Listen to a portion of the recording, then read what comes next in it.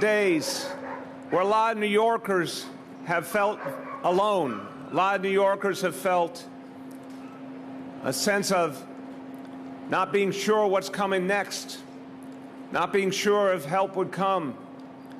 Well, I want to say to all New Yorkers, we have evidence here. You are not alone. We are not alone. Our nation is helping us in our hour of need.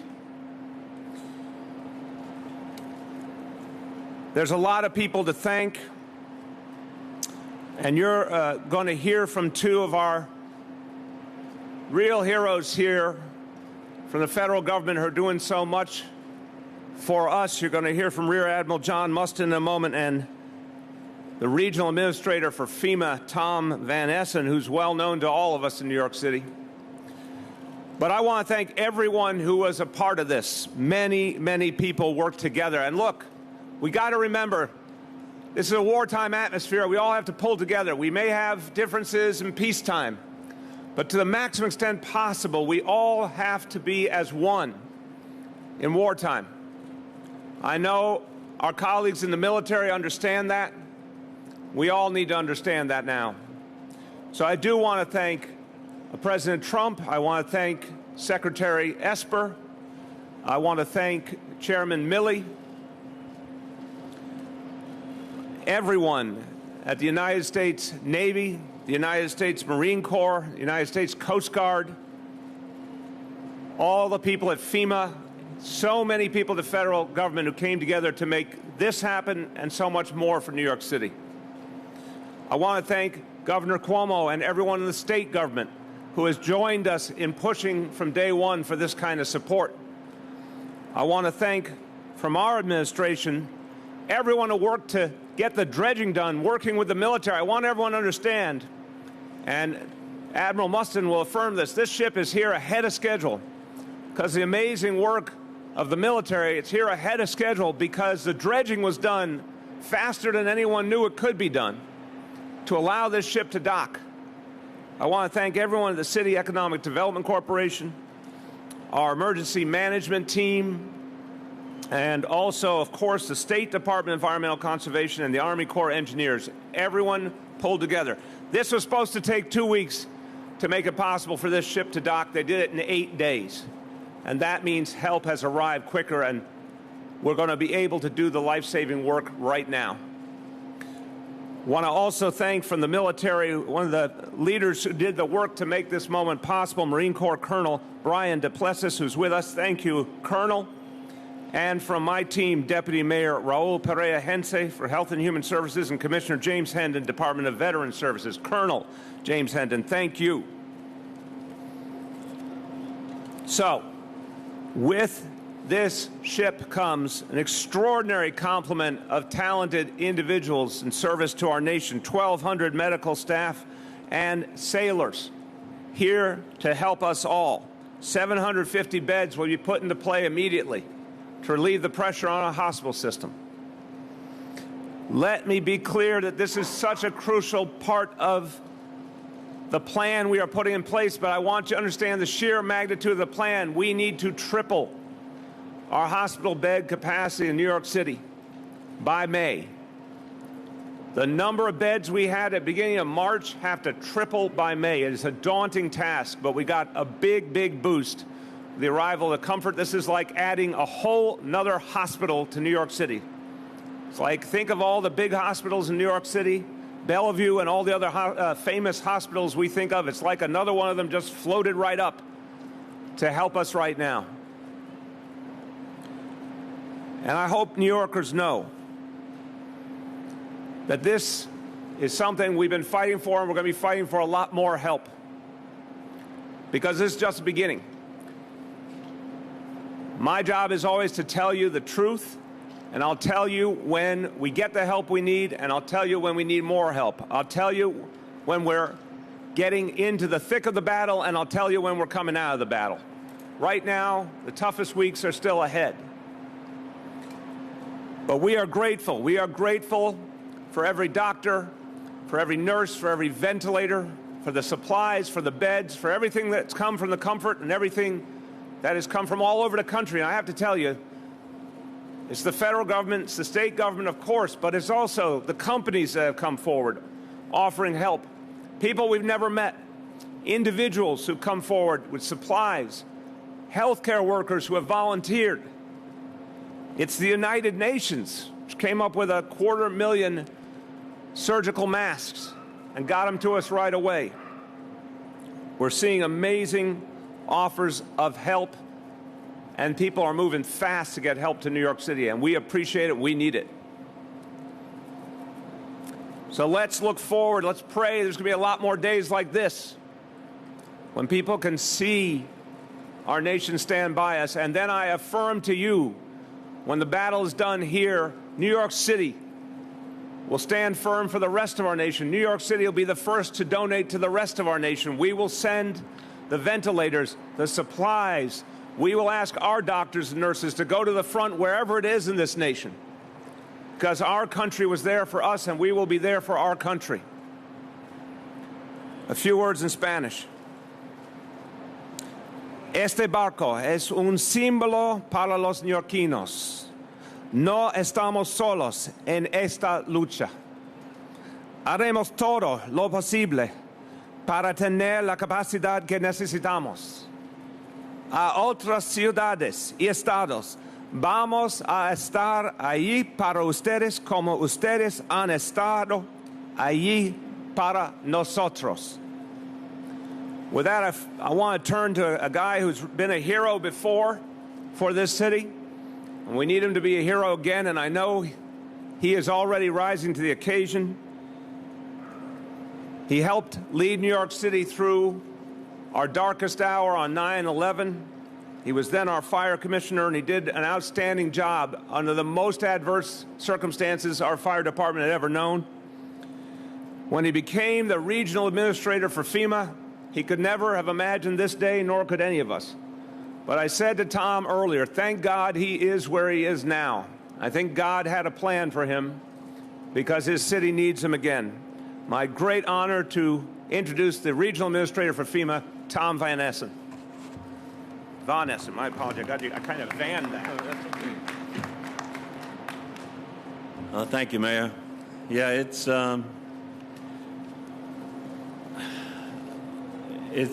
really seemed to have gotten real personal for me this morning.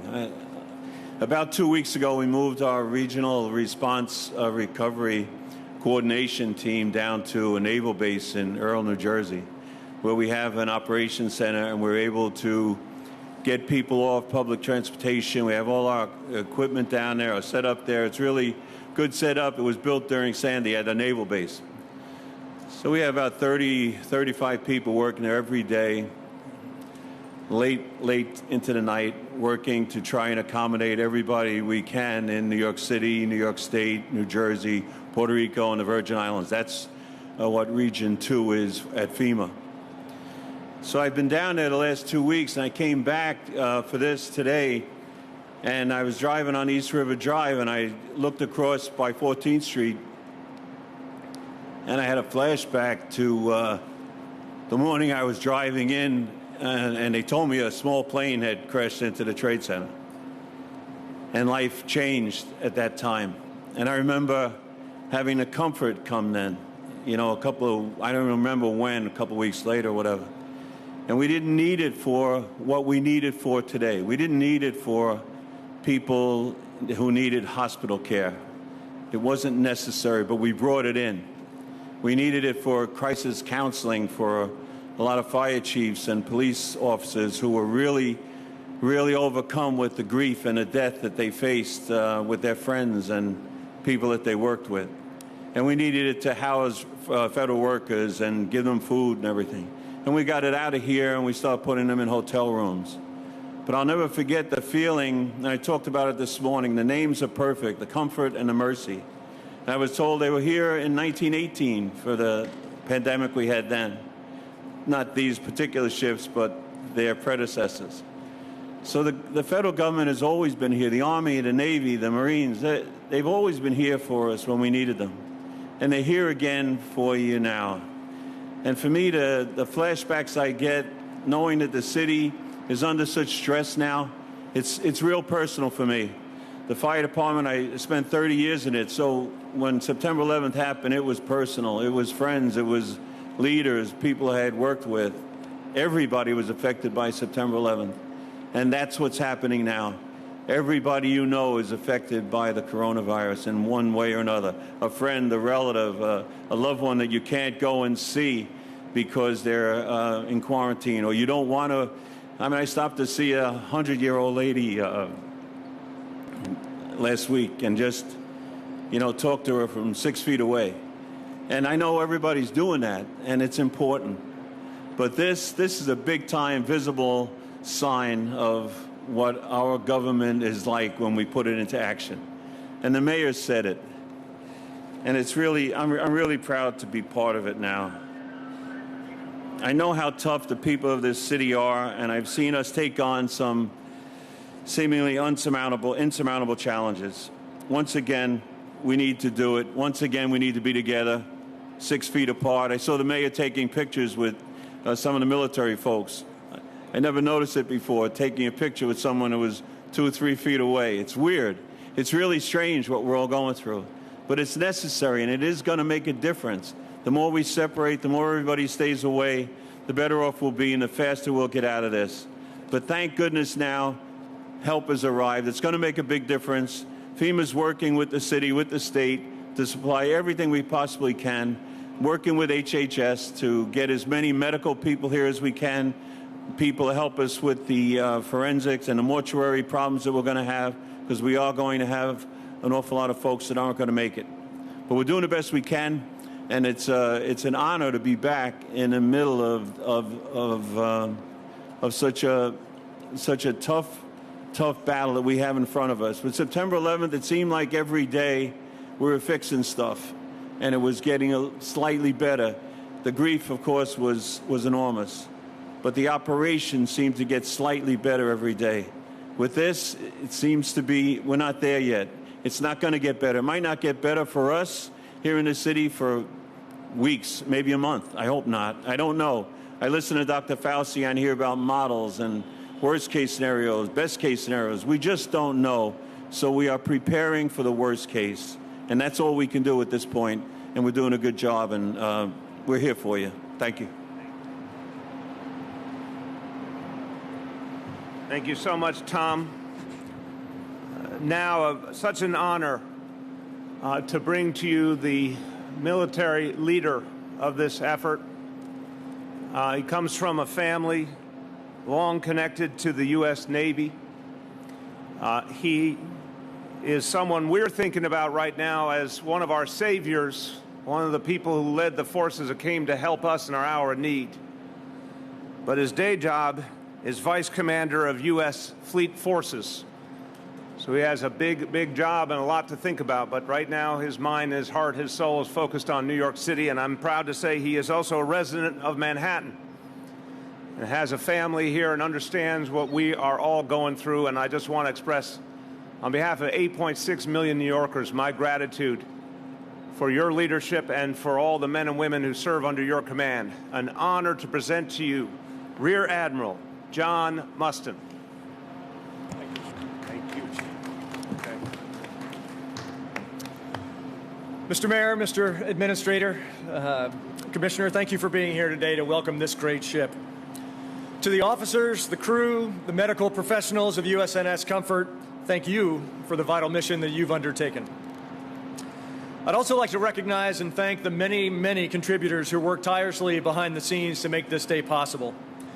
Each of those who helped to fit out and prepare this ship in record time, from the maintenance community, to the dock workers, to the ship's company, to the doctors, to the dredgers, thank you, all of you, for the agility and professionalism that you have all shown over the past few weeks.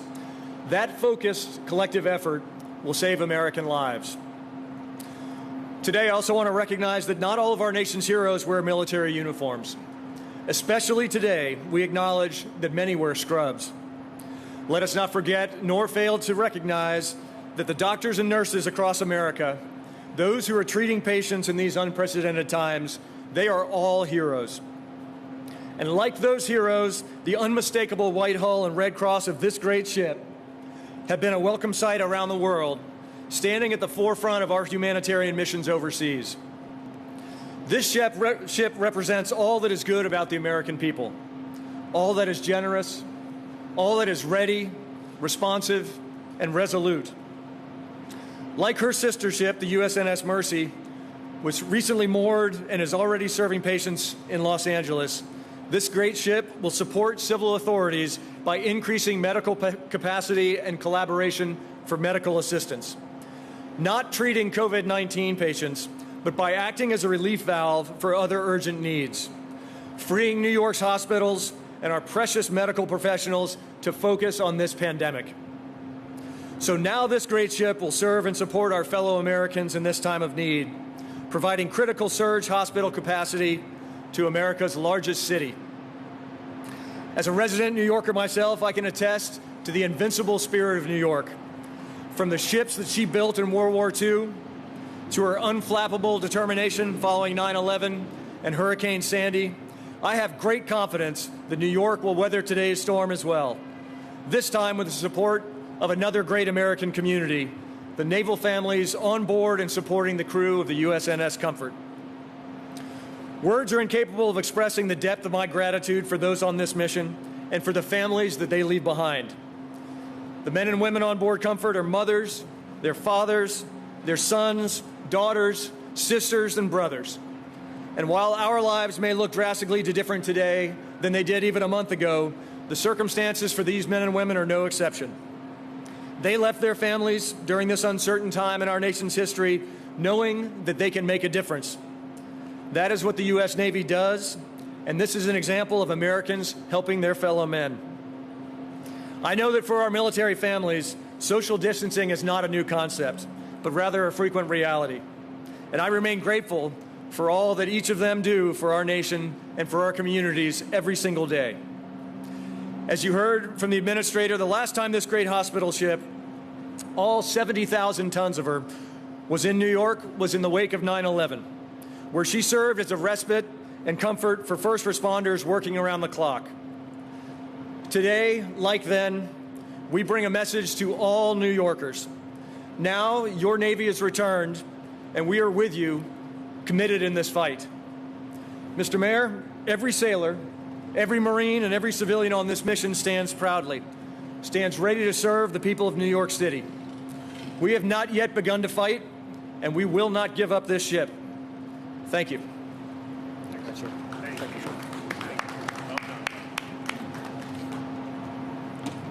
Beautifully said, Admiral, and thank you so much. All right, we're going to take questions now from the media, and just please project your voices so I can hear you well. Go ahead. Oh, we have microphones, even better. Yes, thank you, Mr. Mayor. So what's your message to President Trump after the Comfort docked here to help New York City? And when it came in here to the pier, what was your emotion and what was your reaction overall? It's a very emotional moment. I went up on the roof here to watch the Comfort come in, and I had this incredible feeling of peace, actually, that help was finally coming, that we were not alone. And I just have a reverence for the military. I come from a family that had a deep involvement in the military. I have a reverence for the military. Feeling the presence of the United States military here just gave me a sense that things were going to be okay. And just it's such a moving sight. The ship is so impressive. It just looming there in our harbor, you know, was like a beacon of hope. And it really felt that way to me. My message to the president is thank you, and we need more help. And that's not because any of us likes to have to say that, but because it's true. The toughest weeks are ahead. We are bracing ourselves for something we've never seen before in any of our lives. And the federal government, in many ways, is the only force that can help us to reach the level of preparation we need to save every life we can save. So I'm going to keep calling the president. I'm going to keep appealing to him to get us all the help we need for these really tough weeks. And then again, we will turn around and help everyone else in this country right after. I'll go to this side. Yes. Mr. Mayor, as you know, normally this time of year we'd be very busy and focused on the state budget in Albany. I just want to ask, I know it's kind of a secondary issue now, but there is a lot getting crafted up there. Do you have any concerns in terms of what you've been hearing in terms of how the city will be affected? I have real concerns. I have deep concerns because what's being discussed is essentially health care for people who need it. When we can talk about the Medicaid budget, but that's, I think, the wrong way to think about it. What it equals is health care for people who need health care right now and need it more than ever because of the pandemic. I spoke at length last night with Speaker Carl Hastie and Majority Leader Andrea Stewart-Cousins. I let them know that from the perspective of 8.6 million people in New York City, we cannot afford Medicaid cuts, health care cuts at this dire moment. The state must accept the Medicaid funding that was in the third stimulus bill. We need that money to be accepted, and we need to make sure that the health care so many people are depending on is not disrupted. So I understand that the state has a budget challenge. We have a huge budget challenge. I mean, I'm right now in the middle of cutting a huge amount out of this budget for this city right now. But what I will not cut is health care. And I said that the other day. We're going to find some really tough cuts we have to make, but it will never be about health care. It will never be about the fight against COVID-19. So I urge the state, accept the federal money, do not cut Medicaid, do not cut health care for New Yorkers who need it. Let's get, well, let's keep going back and forth. Whoever's at the microphone, go ahead. Can you tell us what kind of services the ship will be providing, and how will it be decided what patients will be going to the ship and which patients will stay at the hospitals? I'm going to start, and I'll let the Admiral join in, obviously. What I have to explain to everyone, I think it is such a shock to hear this that people are still kind of adjusting to it. The intensive care units in our hospitals used to be a small part of our hospitals. Again, at the beginning of this month, we had about 20,000 working hospital beds in New York City. What we have to do is convert as many as possible, potentially almost all of those traditional hospital beds into ICU beds. We have to make whole hospitals into intensive care units to get through these next weeks. That's how dire, that's how tough this situation is. If we're going to turn a hospital, I mean, think of Bellevue, think of NYU Langone. You go by these huge buildings, they're going to be all ICU if we can bring all the pieces together, the staff and the equipment and everything. Well, what happens to everyone else who doesn't need intensive care? We have to have hospitals for them too. What happens to people who've been infected with COVID-19 but are not at the point where they need intensive care, hopefully on the way to recovery? They need a hospital bed in many cases too, but we can't put them in an intensive care unit, which has to be reserved for those we're trying to save. So what the USNS Comfort allows, and Javits Center and so many other places being developed right now, is the ability to take all those other patients and give them care. And each location will be different, but it will allow us to keep a healthcare system going while we convert the core hospitals into something we've never done. And this is beyond anyone's imagination. I asked the head of our public hospitals, Dr. Mitch Katz, I said, have you ever heard of any place where they had to turn hospitals into all ICU? He said, no, no one's ever come near having to do that in the last 100 years in this country. But because the Comfort is here, because of what's happened at Javits Center, we're going to have the ability to do that and save a lot of lives. Admiral, you want to join in?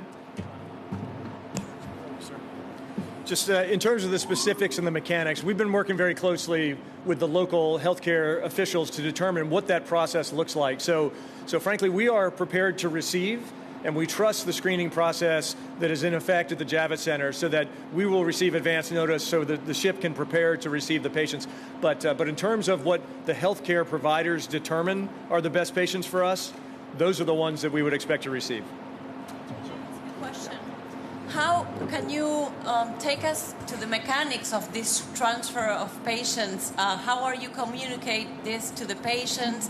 What kind of situations are these patients experiencing, and are the families going to be able to visit them on board of the Comfort? All right, I'm going to start, and I'm going to give you the disclaimer right away that all of this is being worked out in real time. So I guarantee you we're not going to have all those questions and all those answers today because we're literally in a wartime situation building it as we go along. Dr. Raul Pereira Hense, our Deputy Mayor, If at any you want to jump in on any of these questions about procedure, please do, or Admiral as well. I think the common sense basic answer is we're going to work out the protocol between all the players, how to get the right patients to the right locations. Again, reserving the hospitals for ICU to the maximum extent possible. Some places will specialize in convalescent COVID-19 patients, meaning patients on the way to recovery, no longer intensive care. Some places will specialize in all sorts of other medical needs that require hospitalization. Because remember, all the folks with heart disease, all the folks with cancer, there's still so many people that will need hospitalization for other things that are not COVID-19. So we're working out those protocols right now. As to things like visitation, I think a fair statement would be the normal rules will not apply. I'm the non-doctor telling all New Yorkers right now. We're going to always try to respect families, but we have to be clear that the normal rules of going to a hospital just aren't going to exist in this kind of wartime environment, and people should get used to a different set of standards. It will be determined for each location what that is, but there's going to be such urgency dealing with a huge uptick in cases that we can't do all the things we normally do. Admiral, you want to add, or Deputy Mayor? Nothing to answer. Okay. Deputy Mayor?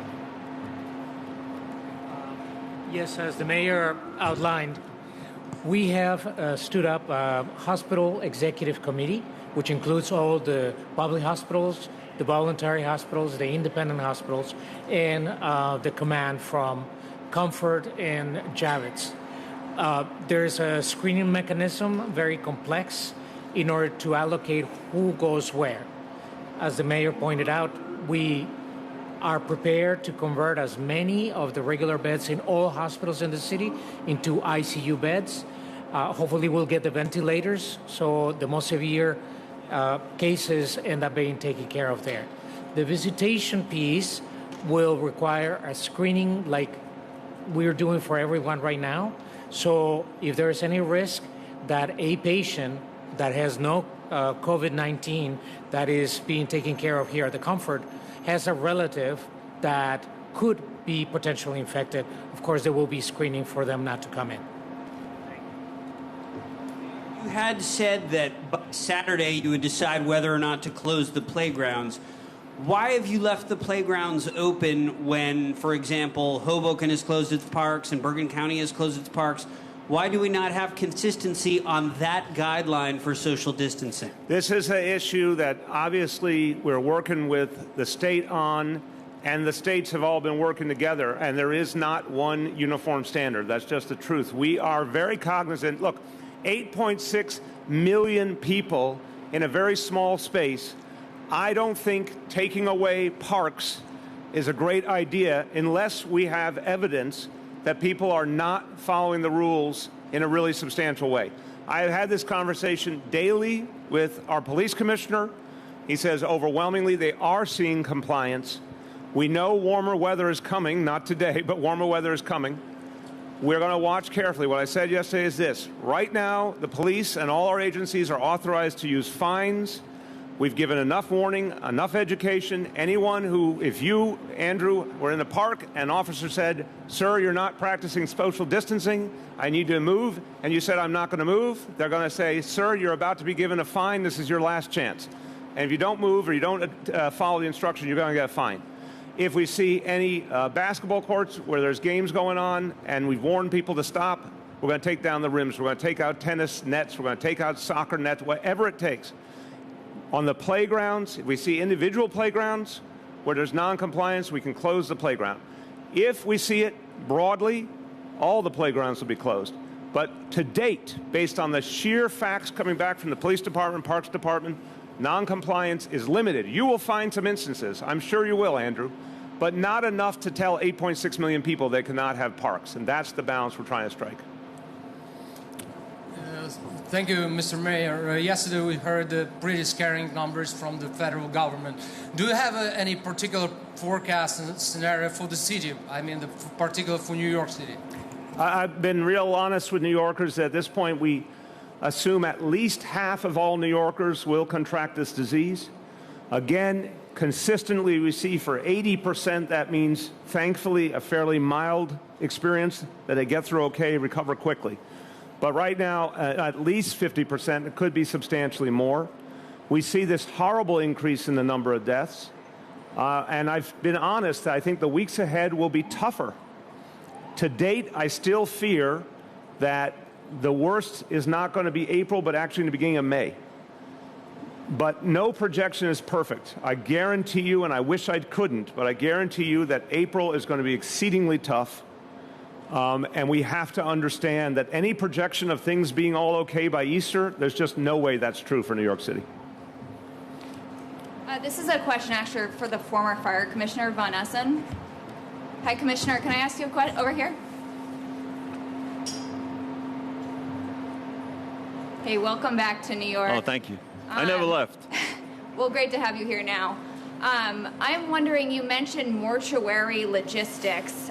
What are you working on right now? What's the current city capacity to hold the deceased? And is there any consideration of turning places like MSG, Madison Square Garden, into a mortuary facility? No, fortunately, we're not thinking of anything like that. But we are sending refrigeration trucks to New York to help with some of the problem on a temporary basis.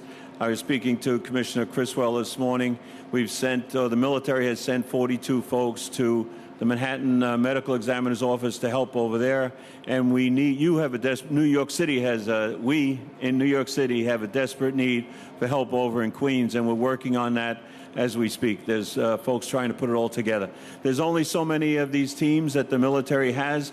We have 50 states and a couple of territories and commonwealths that we're trying to not hold back resources, but trying to make a plan ready that works for the whole country. So it's difficult, but everybody's trying, and we will get more help here for New York. Thank you, Mayor. Clearly, as you pointed out, this is a very visual representation of the help that's arrived. But can you give us a clearer sense of how much more help is going to be needed? I mean, if you will, how many equivalents of the Comfort does New York City need to get through the worst of this, sir? Yeah, it's a great, great way of thinking about it. Think of this ship, which is 750 beds to begin, has a capacity potentially of 1,000 beds. So here's the way to think of what we're all working on right now. We started with around 20,000 working beds in New York City. We have to get over 60,000 by the beginning of May, according to what we know now. Like adding 40 U.S. Comforts. I mean, that's the magnitude of what we're talking about. And the amazing thing is that we believe with enough people working together that we can get there. As hard as that sounds, you know, here's this extraordinary contribution from the federal government. Here's a Javits Center where they're talking about up to 3,000 beds right there. The surge capacity in the hospitals, where every hospital is adding 50% more beds. That's on top of that original 20,000. They're all finding additional beds to add in their facilities, you know, creating new spaces. Mitch Katz said a long time ago, he can turn a cafeteria into an ICU if he needs to. He can put up a tent in the parking lot, turn it into an ICU. And then the hotels and the other buildings that we'll be moving to. So it's a Herculean task. It's never been attempted in the history of New York City. We believe that's the number. We'd love to find out it's a lesser number. But that's the number we're shooting for, and I believe with enough work, enough creativity, enough teamwork, we can get to it. Last night, your administration made an announcement about all of the supplies and the ventilators you've given to the hospitals throughout the city to date. I'm wondering how your administration is handling supply distribution to private hospitals. A lot of it has been focused on going to the public hospitals, rightfully so, but I'm wondering if any of these supplies and ventilators have gone to the private hospitals on Staten Island. Yes. And I have a second question. Absolutely, and I've had this conversation daily with Borough President Otto to make sure that supplies are getting where they're needed. Yes, the city has provided supplies to Rumsey in substantial numbers and will continue to do so. The supplies for Staten Island University Hospital come from a combination of sources: state, city, Northwell, the Northwell Hospital system. But I'm keeping an eye, and my team is, on all of it. We really don't see a separation between public hospitals, voluntaries, independents in this kind of situation. We're all working together. Remember the other day, we got in 400 ventilators from the federal government. We sent 100 to the public hospitals, 300 to the voluntaries and independents. So that's going to be the pattern, not necessarily that percentage, but that approach. We're all sharing to make sure at any given moment a hospital has what it needs. Go ahead. How are you guys planning to get Go ahead. COVID patients from the outer boroughs to the comfort places like Staten Island? Again, the idea is to keep folks who need that urgent care, that ICU care, in hospitals. That will be converted increasingly to ICU care. Folks who do not require ICU care but do need hospitalization for COVID-19, the goal is to keep them as close as possible, of course, to their home and in their home borough. So we're continuing to build out capacity in Staten Island, and we will continue as in every borough. Can you hear me? Yeah. With rent due tomorrow for many people, wanted to ask about a proposal from some local officials who want to allow people to apply their security deposits to next month's rent. Do you support that? Are you doing anything to make that a reality? I do support that, and I think my understanding is that we need some kind of state action to allow that to happen, but I think that's exactly the right approach. Look, everyone's hand-to-mouth, or so many people at least are hand-to-mouth right now. Their income has just been blown away. Federal help is coming, but that will take time. People need help right now. Applying the security deposits, actually, it helps the renter to pay the rent. It actually helps, in many cases, landlords, especially smaller landlords, because that money is in escrow right now, and the smaller landlords need money to get by as well. So it frees it up for them. There has to be some process to eventually restore that deposit, over time, maybe an installment plan over time. But immediate relief is needed. So I think it's a great idea. We're working with folks at the state level to see how to make that happen. Okay, go ahead. Mr. Mayor, in terms of, you've talked about the ventilators and the hospital beds. Where are you at in terms of the PPE for the hospital workers, nurses, doctors? Where we stand on that? So on personal protective equipment, this week, and I'm always giving you this update week by week, if it ever turns into needing to tell you day by day, I will. This week, in terms of personal protective equipment for our hospitals, we do have a sufficient supply. We have sent it out and continue to send it out around the city. Hospitals, this is something Dr. Katz said yesterday, everyone has to keep in mind. Hospitals are teaching their professionals, their healthcare workers, a new way of handling this equipment. Because until there is a truly ample supply like there used to be in peacetime, folks are being trained to handle a supply differently, to stretch it out, to reuse it whenever safe. That's a whole different way of life. And instead of seeing in the supply closet, a month or two supply, people are seeing less. They're seeing days or a few weeks. And I think it is understandably unnerving to the healthcare professionals. But we're all working together to help everyone understand a new reality for this moment in history. The supply today is sufficient. It will take us into next week. The thing I'm worried about right now is ventilators overwhelmingly. I've asked the President and the White House for 400 more. We will take them from any source. If 400 more come in some other way, that's great. But we need that to make sure we will get to April 5th okay. As we approach April 5th, which I've said is a day I'm really concerned about in terms of equipment and in terms of personnel, I will update New Yorkers as to whether we have enough to get through the next week. But that's how tight it has been. Number one concern, ventilators. Right behind it, the need for more doctors, nurses, respiratory therapists to actually handle ICU capacity and give some relief to these health workers who have gone through so much. Yeah. Go ahead. You said $1.3 billion you were looking to cut from the budget, but that number might need to update. Yeah, it will go up. We'll give you an updated number shortly, but it's definitely going to go up. Thank you, Mr. Mayor. And will patients treated on the Comfort have to pay their medical bills as usual, or will this be paid for by the federal government?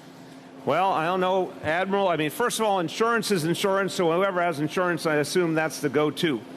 But Admiral or Raul, do you know the... answer to anyone who doesn't. Absolutely, yes, sir.